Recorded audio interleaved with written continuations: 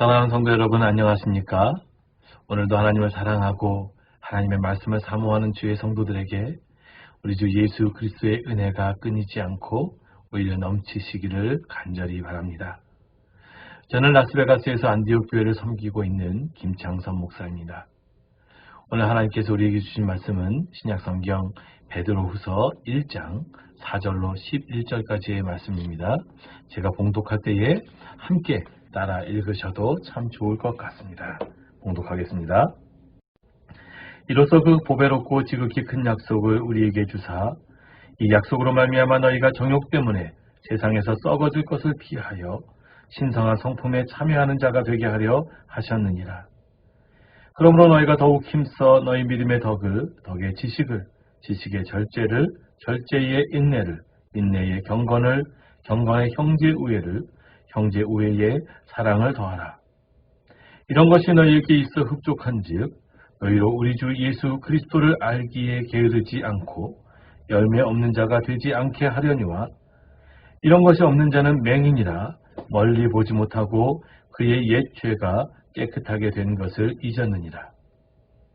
그러므로 형제들아 더욱 힘써 너희 부르심과 택하심을 굳게 하라. 너희가 이것을 행한즉 언제든지 실족하지 아니하리라. 이같이 하면 우리 주 곧 구주 예수 그리스도의 영원한 나라에 들어감을 넉넉히 너희에게 주시리라. 아멘. 이 베드로후서의 말씀은 예수님의 제자 사도 베드로에 의해서 주후 64에서 65년경에 소아시아에 흩어져 있는 그리스도인들을 대상으로 쓰여졌습니다. 당시는 로마의 네로 황제에 의한 박해가 심했던 시기였습니다. 때문에 성도들 중 어떤 사람들은 박해를 피해 다른 곳으로 이주하는 사람들도 있었고 어떤 사람들은 믿음을 저버릴 수 있는 상황 가운데에 처해 있는 사람들도 있었고 또 어떤 사람들은 배반하고 배신하는 사람들도 있었습니다. 반대로 자신의 정욕과 그 유혹을 이기지 못하여 하나님을 저버리고 믿음을 저버리고 세상을 향해 다른 박질 치는 사람들도 역시 있었습니다. 이러한 와중에 우리 주님께서는 성도들이 이런 안타까운 상황을 사도 베드로의 눈을 통해 보게 하셨습니다. 특별히 우리가 기억하는 바와 같이 빌라도 총독의 법정에서 채찍질 당하시는 예수님을 3번이나 부인하였던 제자이었기에 아마도 통곡하는 심정으로 이 편지를 성도들에게 쓰지 않았을까 생각해 볼 수 있습니다. 이렇게 어렵고 처절한 시기에 사도 베드로는 성도들에게 우리는 하나님의 부르심을 받은 소명자라고 하는 사실을 말씀을 통해서 일깨워줍니다. 특별한 일을 하고 주의 이름을 부르다 순교를 당하는 사람들뿐만 아니라 오늘 지금을 살아가는 삶의 현장에서 주님을 의지하고 주의 이름을 부르는 모든 사람들이 주님으로부터 보배롭고 지극히 큰 약속을 받은 사람들이라고 확증해 주고 있는 것입니다. 주님께서 주신 이 약속이 얼마나 중요하냐면 이 약속 때문에 우리는 그 어느 누구도 우리의 구원을 흔들 수 없다라고 하는 사실을 알게 됩니다. 심지어는 사탄까지도 우리를 참소할 수 없다라고 하는 사실을 알게 됩니다. 하나님의 언약에 대한 우리의 지식은 우리로 환난과 핍박과 유혹과 정욕 가운데서도 당당히 가슴을 펴고 맞설 수 있는 용기를 허락해 줍니다. 창세기 15장 2절 말씀에서 하나님께서 아브라함에게 이렇게 말씀하십니다. 아브라함아 두려워하지 말라. 나는 내 방패요 너의 지극히 큰 상급이니라. 계속해서 성경은 6절에서 이 상황을 설명합니다. 아브라함이 여호와를 믿으니 여호와께서 그 믿음을 그의 의로 여기셨다고 말씀하고 있는 것입니다. 하나님은 아브라함에게 언약을 허락하셨습니다. 아비도 없고 친척도 없고 홀로 가나안 땅으로 인도되어 어쩌면 상실과 외로움과 연약함과 혼돈과 죽음 앞에서 두려움에 떨고 있었을 아브라함에게 나는 내 방패요 너의 지극히 큰 상급이다는 언약을 허락하심으로 아브라함으로 하여금 그 땅 가나안에서 약속을 붙들고 사는 믿음의 조상이 되게 하셨습니다. 하나님께서는 당시 환난과 핍박 가운데에서 소아시아에 흩어져 있던 성도들에게 그 보배롭고 지극히 큰 약속을 주심으로 성도들로 하여금 하나님의 성품을 가진 사람으로 그들의 믿음의 고백으로 하나님의 계획에 참여하는 삶을 살 수 있도록 허락해 주셨습니다. 흔히들 두려움의 반대말은 용기라고들 이야기합니다만, 그러나 정작 두려움의 반대말은 믿음이라고 성경은 이야기하고 있습니다. 즉, 믿음이 없기 때문에 세상에서 살아갈 때에 우리가 두려움을 갖게 된다라고 하는 이야기입니다. 마태복음 4장 40절에 보면 우리 주님께서 바람과 바다를 꾸짖어 잠잠케 하시면서 두려움에 떨고 있었던, 두려움에 휩싸여 있었던 제자들에게 너희가 어찌하여 이렇게 두려워하느냐, 너희가 어찌하여 믿음이 없느냐라고 하셨습니다. 즉, 너희가 믿음이 없기 때문에 바람과 바다를, 죽음을 두려워할 수밖에 없다고 말씀하신 것입니다. 사랑하는 성도 여러분, 혹 오늘 닥칠 상황 때문에 어쩌면 아직까지 풀려지지 않은, 어제 풀지 못했던 문제들 때문에 이 아침에 하나님의 말씀 앞에 앉아 있으면서도 혹 두려움 가운데 있지는 않으십니까? 만일 그렇다면 기도하시기 바랍니다.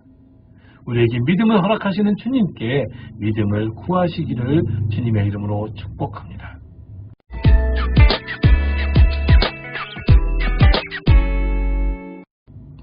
그러면 이러한 하나님께서 우리에게 주신 언약을 가진 사람들은 이 땅에서 어떻게 살아가느냐, 어떠한 태도를 가지고 하나님 앞에서 그리고 세상 앞에서 살아가느냐 하는 것을 오늘 사도 베드로는 신의 성품 또는 신성한 성품이라고 표현하고 있습니다. 이 신성한 성품은 믿음에서 시작합니다. 믿음에서 시작하여 덕과 지식과 절제와 인내, 경건과 형제우애, 그리고 사랑에까지 이릅니다. 즉, 믿음이 없으면 이 7가지 덕목을 우리가 취할 수 없다라고 하는 것입니다. 가만히 들여다보십시오. 믿음을 기본 바탕으로 하게 되는 이 7가지 성품들을 들여다보십시오. 이 성품들은 믿음을 가진 성도들, 이미 하나님을 믿음으로 고백하고 있는 성도들이 이 땅 가운데서 살아가는 삶의 방식들을 말하고 있는 것입니다. 오늘 우리가 이 덕목들을 하나하나 나누지는 않겠습니다. 여러분의 목사님의 말씀을 들으시기 바랍니다. 대신 우리가 이 신의 성품, 신성한 성품들을 가지고 살아갈 때에 무엇을 주님께로부터 얻을 수 있는지에 대해서 함께 나누고 싶습니다. 즉, 우리가 신성한 성품에 참여하는 자로 살아갈 때에 주님께서 주시겠다고 하는 그 보배롭고 지극히 큰 약속이 무엇이냐? 그것은 바로 영원한 나라, 곧 우리 주 구주 예수 그리스도의 영원한 나라에 우리가 넉넉히 들어감을 얻게 된다라고 하는 사실입니다. 하나님께서는 하나님의 성품, 즉 태초에 우리를 만드신 그분의 형상대로 우리가 이 땅에서 살아갈 때에 우리가 다시 하나님과 살 수 있을 것이라고 약속해 주셨던 것입니다. 우리 조상 아담의 죄로 인하여 끊어졌던 하나님과의 관계가 첫 아담의 범죄함으로 우리 안에서 소멸되어지고 단절된 하나님의 형상이 우리들 가운데 다시 나타날 수 있다라고 말씀하시는 것입니다. 그때에 우리는 하나님의 그 영원한 나라에 들어갈 수 있다 하는 언약을 취할 수 있습니다. 동산 중앙에 있던 그 선악을 알게 하는 나무의 열매를 맺은 아담은 죽음에 대한 두려움 때문에 동산에서 하나님의 낯을 피하여 숨었고 결국 쫓겨났습니다. 그것은 영원한 죽음과 연결되어지고 결국 사람은 그 영원한 죽음이라는 형벌에서 결코 스스로는 벗어날 수 없는 존재가 되었습니다.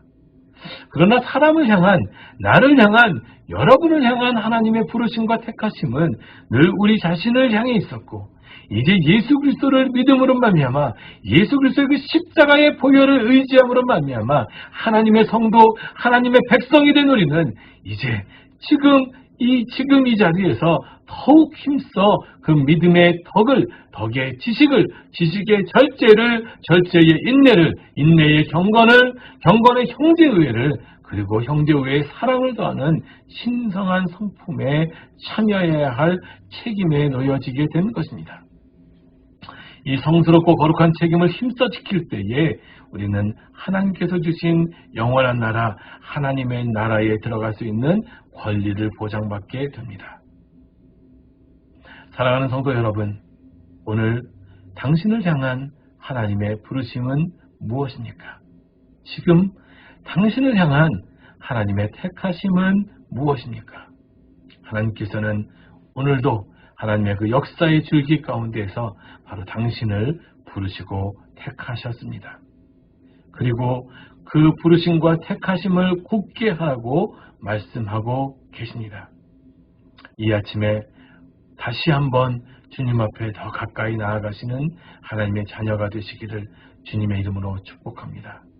그리고 하나님께서 주신 오늘 하루도 정말 주님의 뜻대로, 주님의 원하시는 대로 세상에서 썩어질 것을 위하여 살아가는 인생이 아니라 하나님의 성품에 참여하는 하나님의 자녀가 되시기를 주님의 이름으로 축복합니다. 저는 라스베가스라고 하는 여러분이 잘 알고 있는 그 도시, 죄악의 도성에서 살아가고 있습니다. 처음에 라스베가스에 왔을 때에는 많은 사람들이 신시티라고 이야기했습니다. 신시티라는 이야기를 들으면서 저는 소망을 갖게 되었습니다. 하나님, 저를 비롯하여 이 땅에 있는 많은 목회자들과 하나님의 성도들이 우리가 하나님의 성품에 참여하는 삶을 살아갈 때에 이 신시티가 신의 도성, 하나님의 도성이 될 것을 믿습니다. 기도하며 살아가고 있습니다. 사랑하는 성도 여러분, 세상은요, 우리가 바라는 대로 되지 않을 수도 있습니다. 코로나 팬데믹으로 인해서 두려움과 혼란 가운데에 빠질 수도 있습니다. 그러나 다시 한번 우리가 주님 앞에 무릎 꿇을 때에, 다시 한번 우리가 하나님께서 우리에게 허락하여 주신 그 부르심과 택하심을 굳게 하고 신의 성품을 가지고 살아갈 때에 나 자신뿐만이 아니라 내 주위에 죽어가는 성도들을 하나님의 그 영원한 나라에 인도할 수 있습니다. 오늘도 그렇게 살아가게 되시는 여러분 한 사람 한 사람이 되시기를 주님의 이름으로 축복합니다. 함께 기도하겠습니다. 죄악된 세상 가운데에서 두려움으로 살아가는 우리들에게 하나님의 부르심과 택하심을 확증하심으로 말미암아 우리를 하여금 이 땅 가운데서 하나님의 성품을 가지고 살아갈 수 있는 믿음을 허락하시고 그 믿음으로 말미암아 우리에게 주의 영원한 나라를 허락하여 주시니 감사합니다. 우리가 서 있는 이곳이 하나님의 나라가 되게 하여 주옵소서. 내가 선 곳은 거룩한 땅이라 모세에게 말씀하신 것 같이 우리가 선 곳이 하나님의 거룩한 땅이 되어 그곳에서 하나님께 감사하며 주의 이름을 찬양하는 성도들이 되게 하여 주옵소서.